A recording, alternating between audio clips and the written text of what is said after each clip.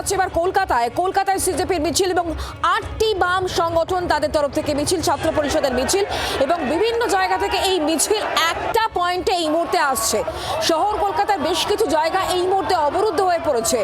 কেন্দ্রীয় শিক্ষামন্ত্রী ধর্মেন্দ্র প্রধান, তাকে ইস্তফা দিতেই হবে, এই দাবিতে এখনো পর্যন্ত অনড় তারা এবং সেই দাবিকে সামনে রেখে এই মুহূর্তে মিছিল আস্তে আস্তে এগিয়ে চলেছে। সেই মিছিলের ছবি এই মুহূর্তে আপনাদেরকে আমরা দেখাচ্ছি, যেখানে বাম ছাত্র সংগঠন তো আছেই, সেই সঙ্গে প্রচুর সাধারণ মানুষের স্বতঃস্ফূর্ত যোগদান এবং কলেজ ও বিশ্ববিদ্যালয়ের পড়ুয়ারা তারা হাতে জাতীয় পতাকা নিয়ে তারা পথে নেমেছেন এবং এই মিছিলে তারাও অংশ নিয়েছেন। বিভিন্ন জায়গার ছবি দেখাচ্ছে, শিয়ালদার ছবি দেখাচ্ছি আপনাদেরকে, সেই সঙ্গে কলেজ স্কোয়ার, ধর্মতলার ছবি আপনাদেরকে দেখাচ্ছি। ধর্মতলা এই মুহূর্তে কি চলছে আমরা একটু জানার চেষ্টা করি, কথা বলি। আমাদের সঙ্গে পিয়ালি রয়েছেন এই মুহূর্তে, আমাদের প্রতিনিধি সরাসরি। পিয়ালি, ধর্মতলার ছবিটা এখন কি?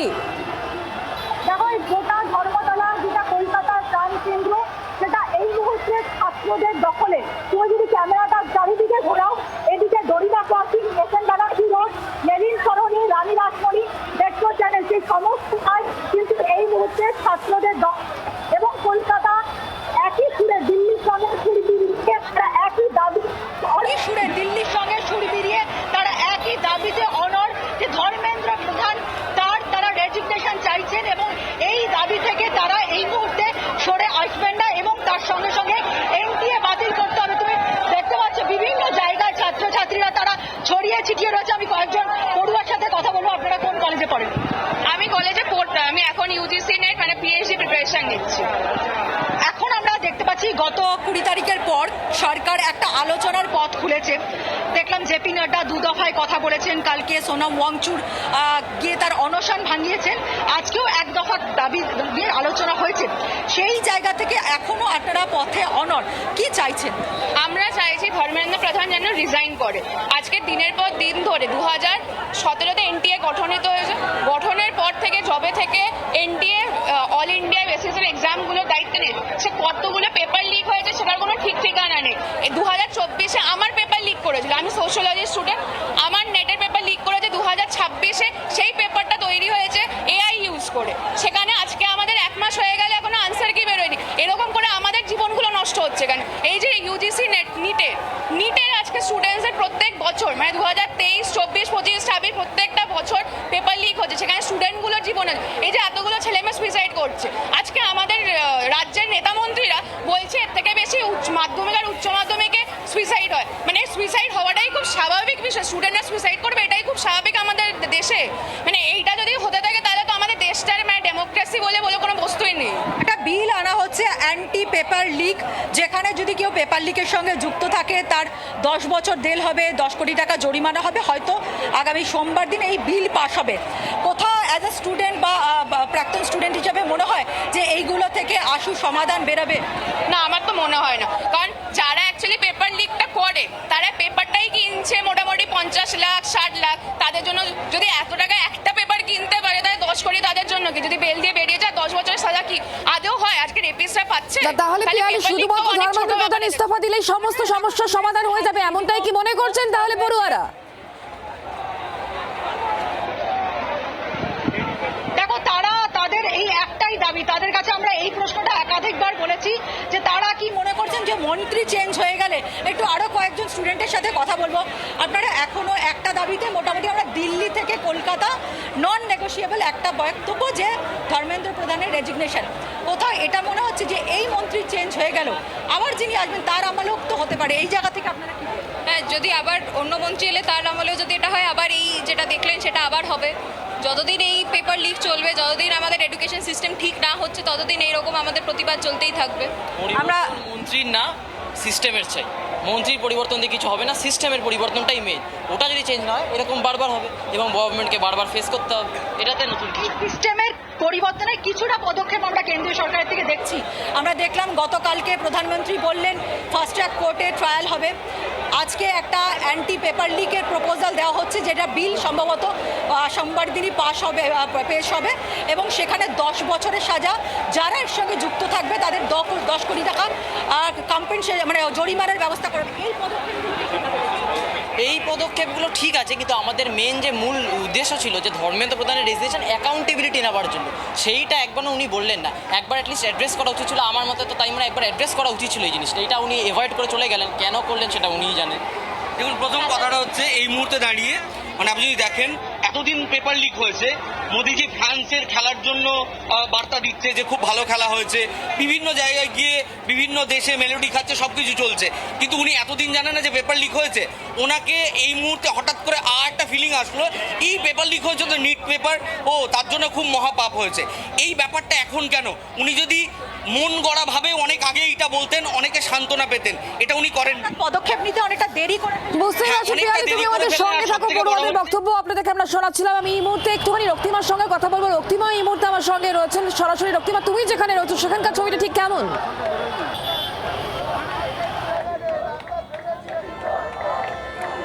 দেখো, কংগ্রেসের মিছিল যেটা আমরা দেখছিলাম কলেজ স্ট্রিট থেকে আসছে, সেই মিছিল ইতিমধ্যেই ধর্মতলায় এসে পৌঁছেছে এবং ধর্মতলায় একেবারে যে আমরা দেখতে পাচ্ছি, ধর্মতলার ঠিক মোড়ে যে তুমি দেখতে পাচ্ছ শুয়ে পড়েছেন, এখানে শুয়ে পড়ে প্রতিবাদ জানাচ্ছেন এখানকার বিক্ষোভকারীরা এবং রাস্তা তার জন্য কিন্তু একেবারে অবরুদ্ধ। যে শিয়ালদা যাওয়ার দিকে যে রাস্তা আমি একটু দেখাই, শিয়ালদা যাওয়ার দিকে যে সোজা রাস্তা তুমি দেখতে পাচ্ছ, সেই রাস্তা কিন্তু বন্ধ হয়ে গিয়েছে।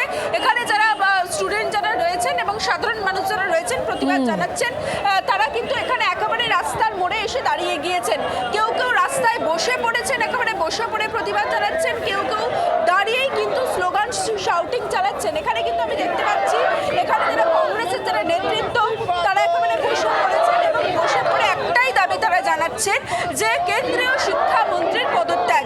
সেই জায়গা থেকে দেখো যে প্রশ্নটা বারে বারে উঠছিল যে এই শিক্ষামন্ত্রীর পদত্যাগ হলে কি সব সমস্যার সমাধান হবে। কংগ্রেসের নেতৃত্ব যারা রয়েছেন তাদের সঙ্গে কথা হলো, তারা কি ভাবছে সেটা চাইছেন।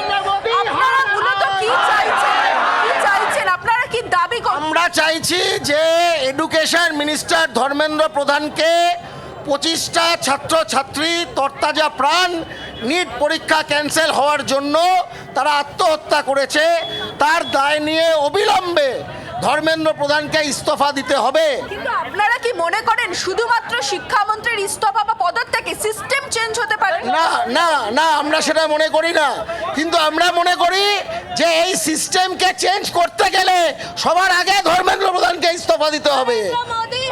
ধর্মেন্দ্র প্রধান ইস্তফা না দিলে সিস্টেম চেঞ্জ হবে না। প্রথমে the education minister must resign, after that a new minister should be appointed and education reform should be initiated. শুনলে, সুতরাং এখানে যারা কেন্দ্রীয় নেতৃত্ব যারা মাফ করবে যারা কংগ্রেসের নেতৃত্ব যারা রয়েছেন তাদের কিন্তু একটাই বক্তব্য যে এই যে শিক্ষামন্ত্রীর পদত্যাগ তারা চাইছেন, সেক্ষেত্রে সিস্টেম চেঞ্জ হতে হবে এবং সিস্টেম চেঞ্জ হওয়ার জন্যই কিন্তু এই পদত্যাগ জরুরি এবং তার জন্য তারা এই আন্দোলনকে বেছে নিয়েছেন বলে তারা দাবি জানাচ্ছেন। একদমই রক্তিমা, তুমি আমাদের সঙ্গে থাকো। আপনাদেরকে ধর্মতলা ছবি দেখাচ্ছিলাম যেখানে পড়ুয়ারা এই মুহূর্তে উপস্থিত রয়েছে, কংগ্রেসের তরফ থেকে বিক্ষোভ সেটাও চলছে এবং তাদের ওয়ান পয়েন্ট এজেন্ডা যে কেন্দ্রীয় শিক্ষামন্ত্রী ধর্মেন্দ্র প্রধান তাকে ইস্তফা দিতে হবে। এবং আজকে জানিয়ে রাখি, আজকে কিন্তু খুব গুরুত্বপূর্ণ বৈঠক হয়ে গিয়েছে সিজেপি অর্থাৎ ককরোচ জনতা পার্টি এবং কেন্দ্রের মধ্যে একটি গুরুত্বপূর্ণ বৈঠক। 1 ঘন্টারও বেশি সময় ধরে এই গুরুত্বপূর্ণ বৈঠক হয় এবং যেখানে সিজেপির যে 3টে দাবি তার মধ্যে 2টি দাবি ইতিমধ্যে কেন্দ্রের তরফ থেকে মেনে নেওয়া হয়েছে। তবে ধর্মেন্দ্র প্রধানের ইস্তফা নিয়ে এখনো পর্যন্ত কোনো সিদ্ধান্ত কিন্তু কেন্দ্র নেয়নি।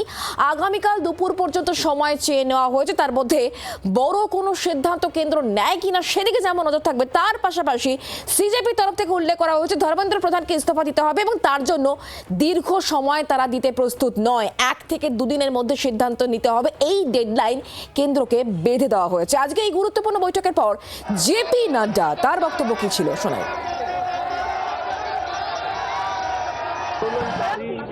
लोगों के विषयों पर चर्चा करने के लिए यहाँ आए थे। लगभग 2 घंटे बातचीत चली। सरकार की ओर से मैं और मेरे साथ भारत सरकार के मंत्री जितेंद्र सिंह जी बातचीत में शामिल हुए। उनकी बातें हमने सुनी। उनकी मुख्यतः 3 डिमांड थी और 5 सुधार के दृष्टि से परीक्षा के लिए सुझाव हुए। हमने उनको कहा है कि हम कल आपके साथ दोपहर बाद मिलेंगे और फिर हम आपसे जो चर्चा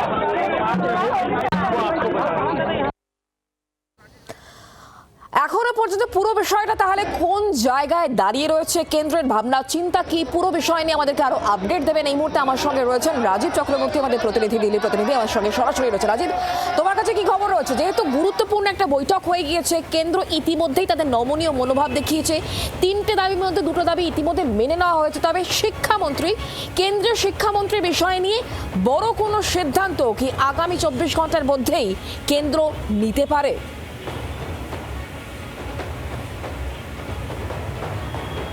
দেখো, এমন একটা সম্ভাবনা থাকলেও সেই সম্ভাবনাটা যে খুব জোরালো সম্ভাবনা তা কিন্তু নয়। তার কারণ কেন্দ্রীয় শিক্ষামন্ত্রীর ইস্তফা যদি দেওয়ারই থাকে তাহলে সেটি ছিল প্রথম পদক্ষেপ।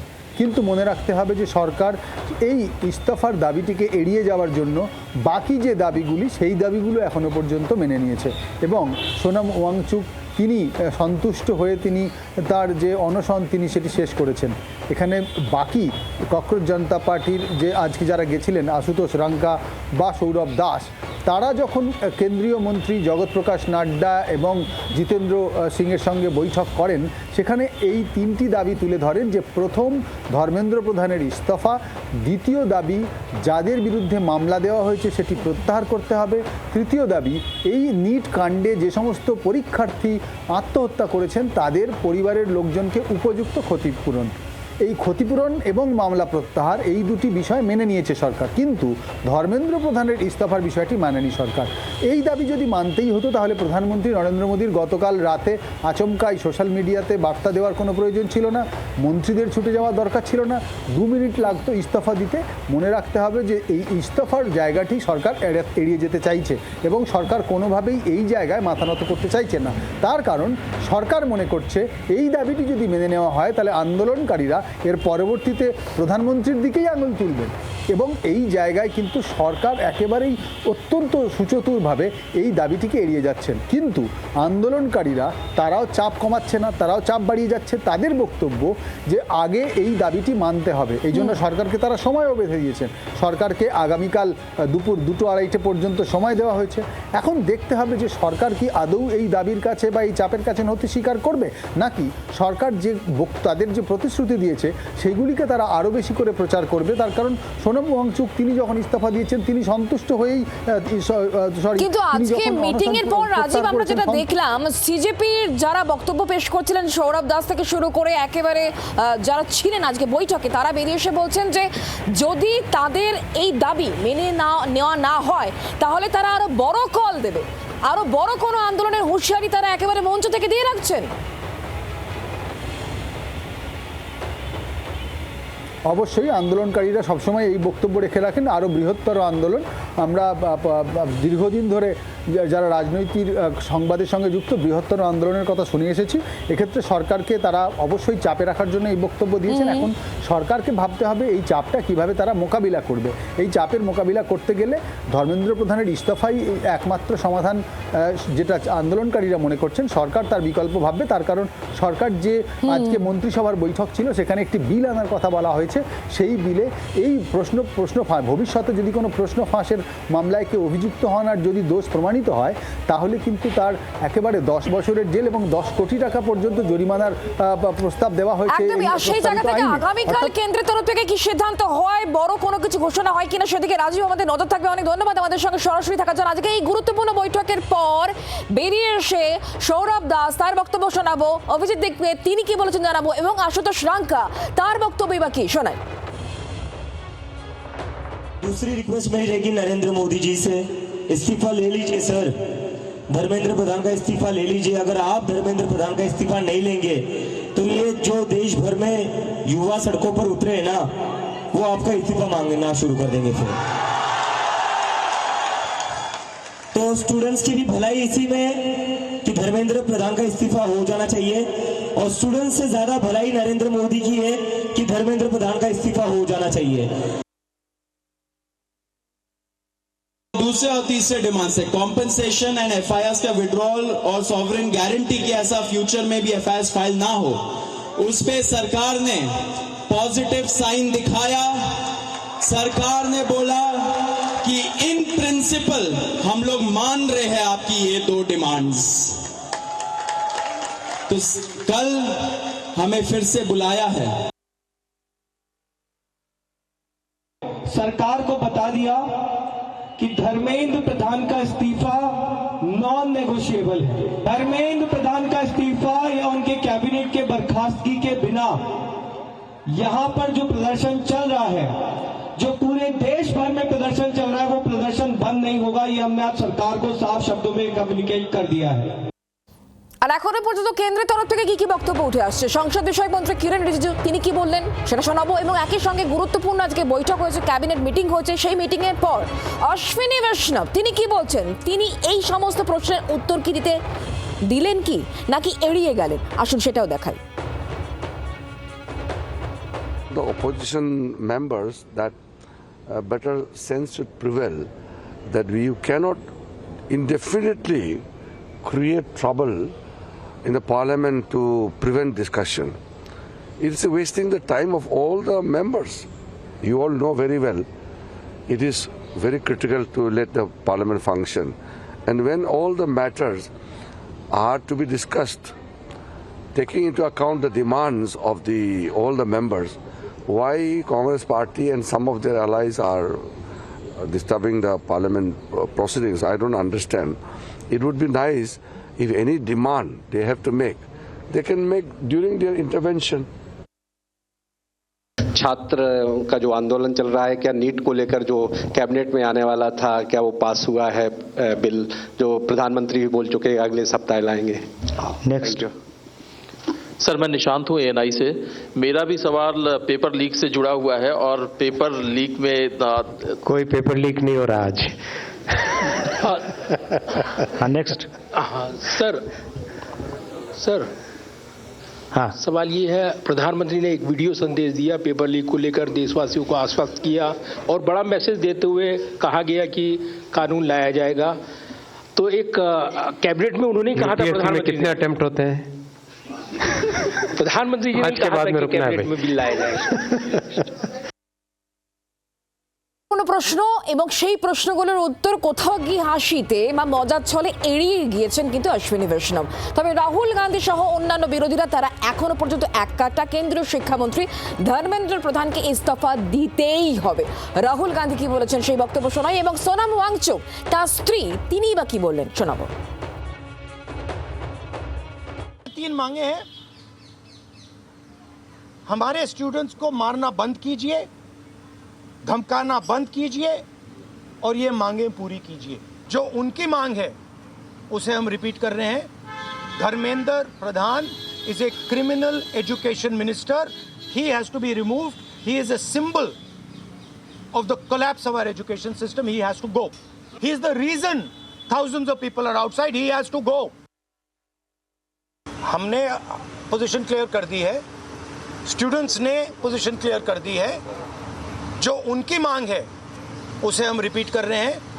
Dharmendra Pradhan is a criminal education minister, he has to be removed, he is a Sonam ने कल दिन भर फिर से फास्ट जारी रखा कि वो चाहते थे कि ये रिटर्न में हो, और फिर रात को 12 बजे ये शर्तें रिटर्न में मंजूर हुई कि एक तो किसी के ऊपर FIR या कोई भी लाठीचार्ज या कोई भी अनड्यू फोर्स नहीं डाला जाएगा, और सेकेंडली जो भी नीट के जो बच्चों ने सुसाइड किया है उनकी फैमिलीज को कॉम्पेंसेशन दिया जाएगा। বাংলার আওয়াজ, বাঙালির আবেগ, জি 24 ঘন্টা।